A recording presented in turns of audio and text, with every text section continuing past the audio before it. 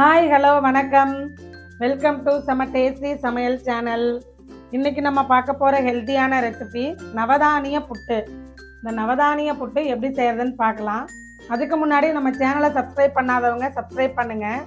இந்த நவதானிய புட்டுக்கு தேவையான பொருட்கள் என்னென்னா, கம்பு மாவு 1 கப்பு, கேழ்வரகு மாவு 1 கப், பச்சரிசி மாவு 1 கப், கோதுமை மாவு 1 கப். இது எல்லாத்தையும் சேர்த்து தான் இன்றைக்கி நம்ம மிக்ஸ் பண்ணி நவதானிய புட்டு செய்ய போகிறோம்.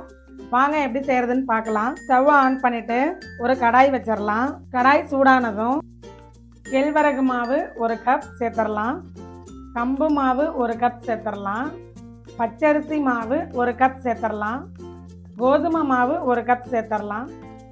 இப்போ இந்த 4ஐயும் சேர்த்து நல்லா மிக்ஸ் பண்ணி விடலாம். ஃப்ளேமை சிம்லே வைங்க.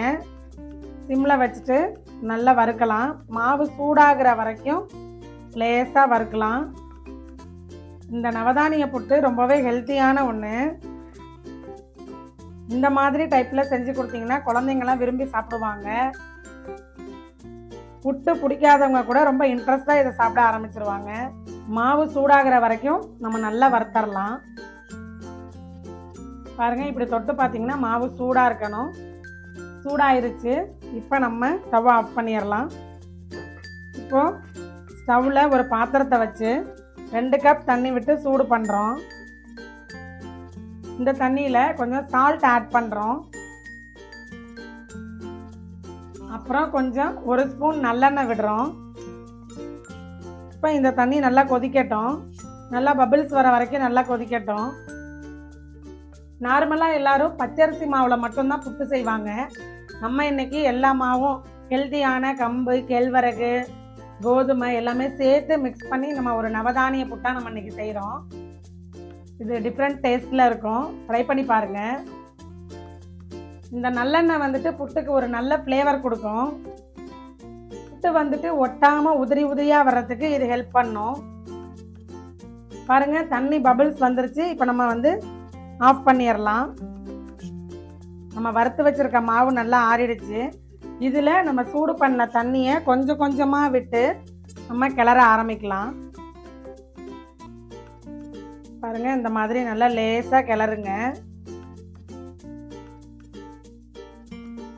ஆறுற வரைக்கும் கரண்டியால் மிக்ஸ் பண்ணிவிட்டு ஆறுனதுக்கப்புறம் கொஞ்சம் கையால் மிக்ஸ் பண்ணுங்கள். அப்போ தான் எந்த அளவுக்கு பதம் இருக்குன்னு உங்களுக்கு தெரியும். கொஞ்சம் ட்ரையாக இருக்குது. நம்ம இன்னும் கொஞ்சம் தண்ணி மிக்ஸ் பண்ணிக்கலாம். நல்லா மிக்ஸ் பண்ணிக்கலாம். இப்போ பாருங்கள், கையால் நல்லா பிசைஞ்சு விட்டு கிளறி விட்டுறலாம். கட்டி கட்டியாக உள்ளது எல்லாத்தையும் உடச்சி விட்டுட்டு நல்லா மாவாக நல்லா கிளறி விட்டுருங்க.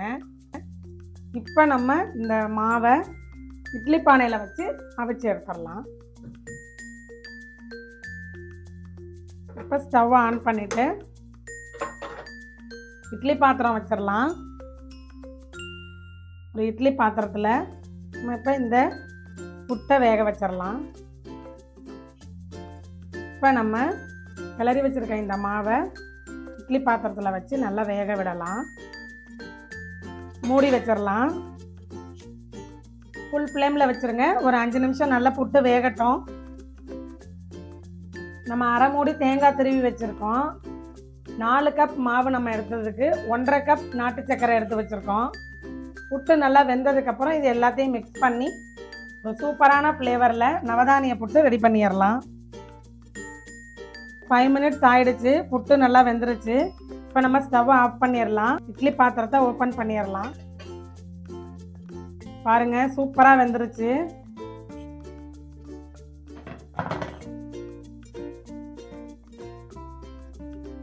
இந்த மாதிரி இருக்கணும். பாருங்கள், நல்லாவே வெந்துருச்சு. ஒன்றோட ஒன்று ஒட்டாமல் சூப்பராக வெந்துருச்சு. பாருங்கள், இந்த மாதிரி இருக்கணும், உதிரி உதிரியாக. இப்போ நம்ம ஸ்டவ்வில் ஒரு சின்ன கடாய் வச்சுட்டு நெய்யில் முந்திரியை நம்ம வறுத்து ரெடி பண்ணிக்கலாம். இப்போ நம்ம இந்த சின்ன கடாயில் இந்த நெய்யை ஆட் பண்ணிடலாம். நெய் சூடானதும் நம்ம இடித்து வச்சுருக்க இந்த ஏலக்காவை சேர்த்துடலாம். அதுக்கப்புறம் ஃப்ளேவருக்காக கொஞ்சம் முந்திரி ஆட் பண்ணிக்கலாம். ஒரு கடாய் வச்சுட்டு அரை மூடி தேங்காய் திருவி வச்சுருக்கோம். இப்போ இந்த தேங்காவை நல்லா வறுத்தரலாம். இப்போ நல்லா வறுத்தாச்சு, ட்ரை ஆகிடுச்சு தேங்காய். இப்போ ஸ்டவ் ஆஃப் பண்ணிடலாம். இப்போ நம்ம அகலமான பாத்திரத்தை வச்சு நம்ம வேக வச்ச புட்டு இருக்கு இல்லையா, அதை நம்ம மிக்ஸ் பண்ணிடலாம். நல்லா சூடாக இருக்கும் போதே கலர்னிங்கன்னா தான் எல்லாமே ஒன்றோட ஒன்று மிக்ஸ் ஆகும். நல்லா இதை கிளறி விட்டுருங்க. இப்போ இதில் நாம் வறுத்து வச்சுருக்க தேங்காவை ஆட் பண்ண போகிறோம்.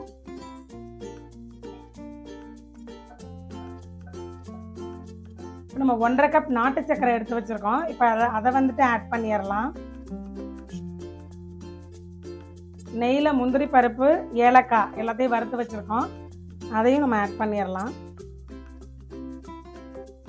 இப்போ எல்லாத்தையும் மிக்ஸ் பண்ணிடலாங்க. எல்லாத்தையுமே சேர்த்ததுக்கப்புறம் பார்த்திங்கன்னா ஃப்ளேவர் சூப்பராக வருது. நான் இன்றைக்கி புட்டுக்கு நாட்டு சர்க்கரை சேர்த்துருக்கேன், அது ரொம்பவே ஹெல்த்தின்னு சொல்லிட்டு.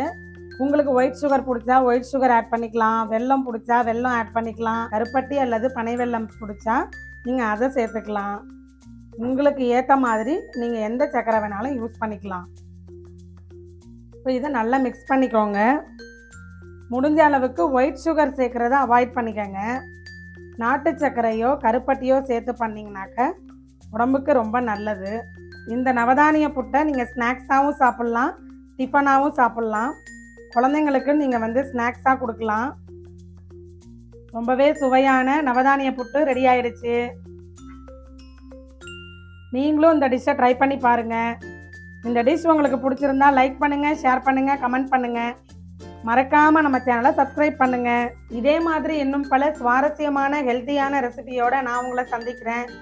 Until then, bye from Bhavani. Bye bye. Thank you all.